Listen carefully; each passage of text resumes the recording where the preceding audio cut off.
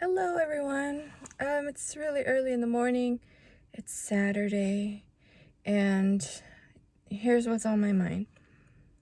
Sundays are, traditionally the day that we set apart to go to church, rest. I don't know why, but something about Sunday makes me want to have a long nap. um, but Saturday, I was just thinking, so if Sunday is rest day, Saturday is like play day for us, for my family, because we're like really busy doing homeschooling and cleaning up the house and, doing our usual routine. So it's like sometimes we don't really have a lot of like going out and having just resting the mind by just playing. So we have some activities planned for today as a family, and that's special too, the whole family, right? Mom, dad, and the kids. But I was really wanting to come on here and encourage you all to really strive to, if you're not doing this already, to make your mental health a priority, and your physical health, not just your mental health, but your whole body. Developing those better sleep, those routines, that's something that I'm working on. But definitely sleep is so important for us. Eating healthy, getting unused to eating like out all the time and choosing like stuff that we know is not healthy for us.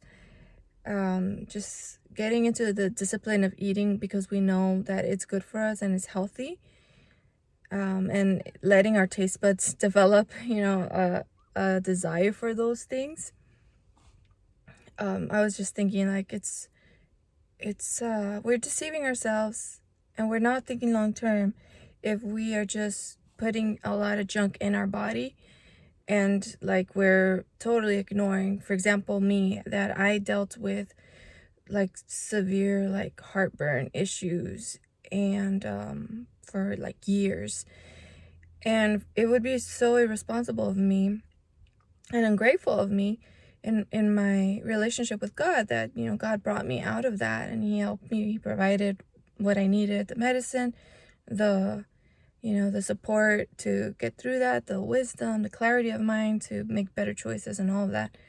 um and for me to just go ahead and live my life ignoring that and just letting the problem get worse and worse and worse, or making it come back because of unhealthy choices, I believe that's not what the Bible teaches us, that we should live our life. We should live our life in having it in our mind, that that caring for our body is important, and thinking long term, and all of that. So eating healthy, resting a lot, resting throughout the day. Like don't let those little things that some of us are wired a certain way, that we want to have like a checklist and a goals, and we don't feel good about ourselves unless we did all of this, and we got super tired and all of that. Like, we don't need to burn ourselves out. We need to just figure out, okay, what is the priority, what's important today. Let's do that. Let's do a little bit here and there, like, and we don't need to tie it to like our self-worth, you know um so definitely, like, for example, there's a bunch of stuff that I need to get done in the house, but I am making a priority, like, hey, my mind needs a break. I'm gonna go have like just this playtime, and then I can come home and do those things, with just with a more rested mind and body. So for me, I've had to also figure out what are the things that are really causing me anxiety and stress. How can I think differently when those situations are happening? Because sometimes as a parent, like, there's just stress that you can't run away from. So just coming to God in prayer and thinking differently, like, okay, stop trying to avoid these situations. Just, it's okay, we can get through it. Just let it pass and just keep the Lord in your mind, like you're going through it with the Lord.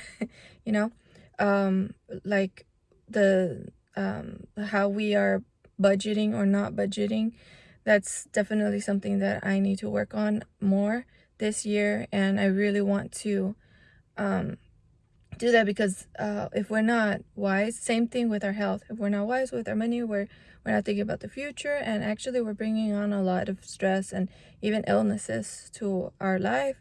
We're bringing a lot of like strife in our family, our kids upbringing and all of that. And so have what else is, oh, for me, social media was it had a great pull for me. So maybe at one point I would check my social media like once every, I don't know what, 4 hours. But then, like, if my lifestyle is I stay at home and I always have my phone around, like I'm not busy, like, like working outside where you can't be checking your phone all the time. So if I'm home, then all of a sudden social media was pulling and pulling me closer. And I noticed it was like even doing like now I couldn't just watch a show. Now that wasn't stimulating enough. Now I had to also be on my phone doing something else while I watched the show. And I just started to notice these things, like, oh no, it's not good for me. And then, like, just a lot different platforms have different like culture, you know, and some are like uglier than others. And there are a lot of studies out there that it shows how, as in particular, women might be affected even more with anxiety and depression, because we're already prone to those things. So social media might bring those feelings up more. And so I just thought, okay, if I can eliminate this source of that, there are studies out there that says it leads to anxiety and depression, and any addiction, like, just get rid of that addiction however you need to do it. Like, Jesus said, if your eye causes you to sin, then pluck it out. Not literally, obviously, but do something about it. So there's that. And what else? Yeah, so why? Because it's God wants us to be healthy. Created our bodies a certain way, and we can't like abuse our bodies, right? If God didn't create us to be like these robots that we can do and do and do and not be affected, like mentally, emotionally, and all that, physically even, then why are we trying to live that way? So coming back to, okay, let me respect the way God designed my body, my mind, and let me follow some of the principles. Like, God showed us that there was Sabbath. He gave his people Sabbath. Hey, stop working, on this day of the week. So we can learn from that. And it's not like God was like, you have to keep working. Money is everything. Just setting an example to your kids that you have to never stop working. Like, he even talked about like that man that he worked so hard, and he's like, oh yeah, I'm going to enjoy everything that I've worked for in life. And it says something like, what a foolish thing you lived by, because the next day, like, that person was gonna die, and like you worked so hard, you never even enjoyed the fruit of your labor. So the Bible cautions us and reprimands like being lazy, but at the same time it doesn't tell us to like work yourself to death. So all of these things are going to affect our relationship with God, because they affect our mood. Honestly, if we're so fatigued mentally, physically, it affects our relationship with God. We're going to be like, I'm too tired to read the Bible, too tired to pray. I'm not in the right mindset. I don't want to, like, I don't want to worship or whatever. And then our kids, right? Or our family members. If we're not healthy, all of that is going to like leak into them and how we treat other people. And that's not right.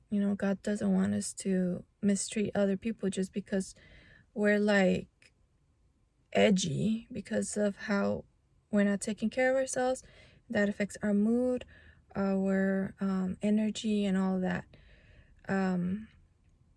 Yeah, and our kids deserve to grow up in an environment where we're setting a good example to them about working, but also resting and playing, and prioritizing our relationship with God, of course. But also, we're teaching them, okay, eating healthy is important. Exercising is a good one too. Like, make sure you're active every day, in the way that you can be.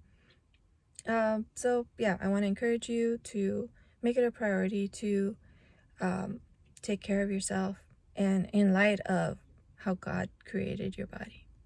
All right, I'll see you on the next video. Bye.